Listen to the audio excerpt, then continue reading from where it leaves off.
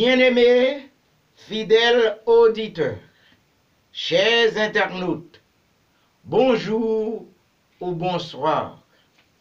Notre causerie s'intitule La famille, une source de bénédiction, d'après Psaume 128. Qu'il plaise à Dieu de nous assister puissamment par son Esprit Saint. Amen. Après la création d'Adam et Ève, Dieu leur donna la domination sur la terre.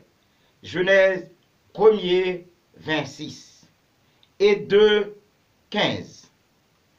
Ils constituèrent la première famille, la première église, et marquèrent le commencement de la société, ou encore la cellule de base de l'humanité. Ainsi, la société avait été édifiée sur le mariage et la famille. Adam et Ève étaient les seuls habitants humains de la terre. Dieu leur donna cet ordre: soyez féconds, multipliez, remplissez la terre. Genèse 1er, 28. Dieu veut que la famille soit exempte de toute souillure. C'est pourquoi David est en train de nous présenter un tableau qui fait le bonheur de la famille, d'après Psaume 128, 1, 2, 3. Bénédiction pour tout homme qui craint l'Éternel, homme fidèle de Dieu et qui suit le chemin qu'il a tracé. David continue pour dire: tu jouiras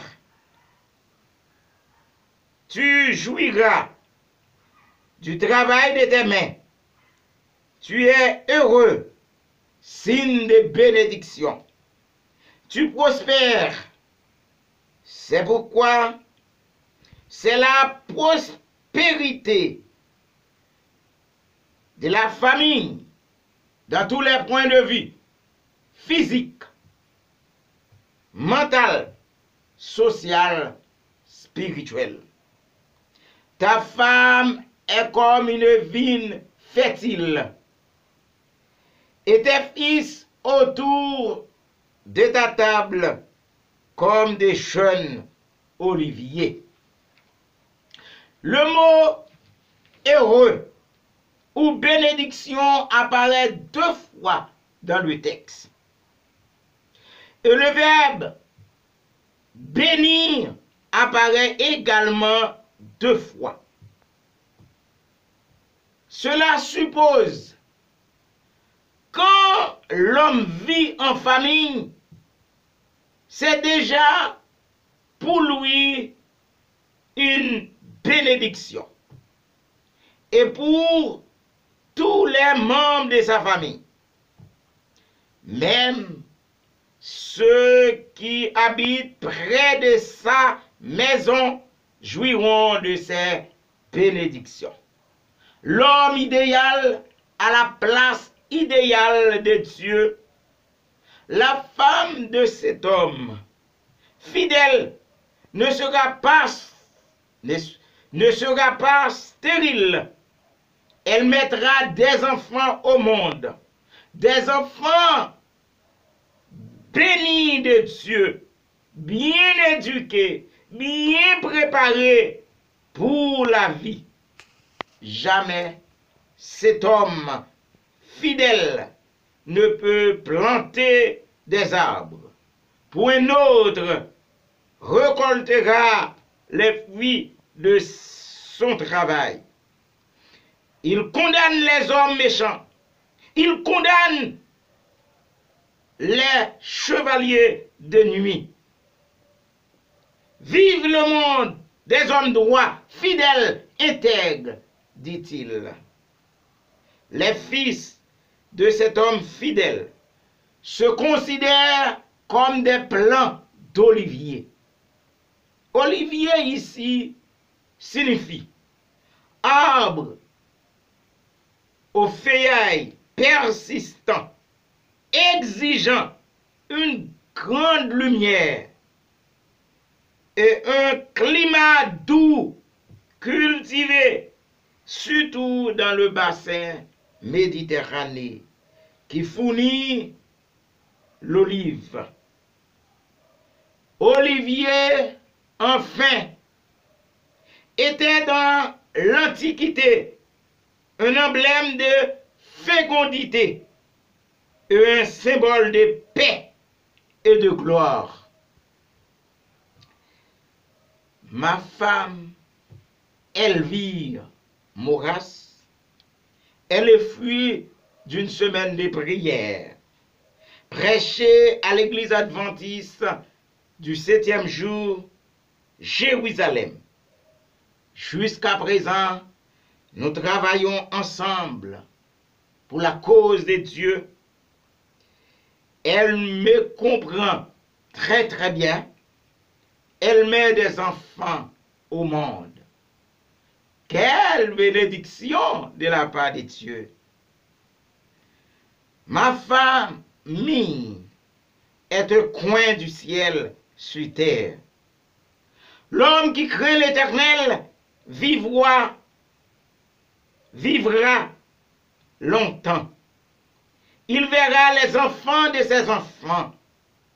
Il aimera sa femme d'un amour éternel, un amour sans dimension.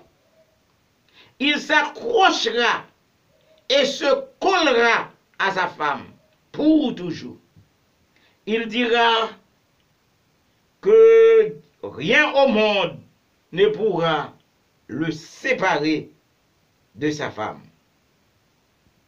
Cette dernière sera soumise à lui en tout point. Comme dit l'autre, l'amour est plus fort que la mort.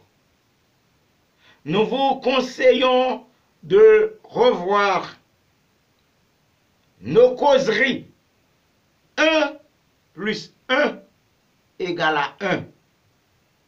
Le rôle du père et de la mère dans le foyer.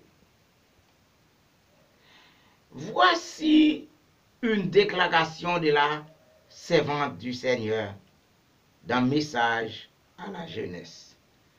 Page 186. La jeunesse d'aujourd'hui détermine ce que sera la société de demain.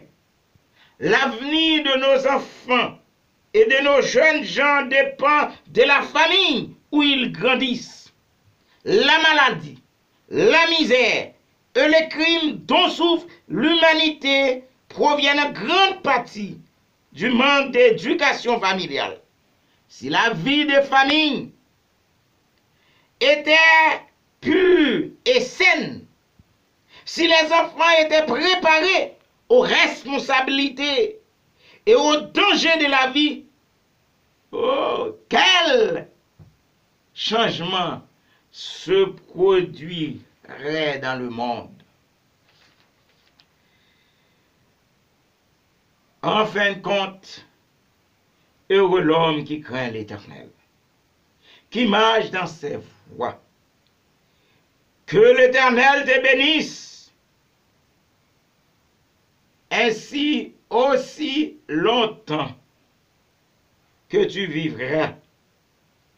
Tu jouiras du bonheur de Jérusalem et tu pourras voir les enfants de tes enfants. Que la paix soit donnée à toutes les familles qui nous écoutent. Amen.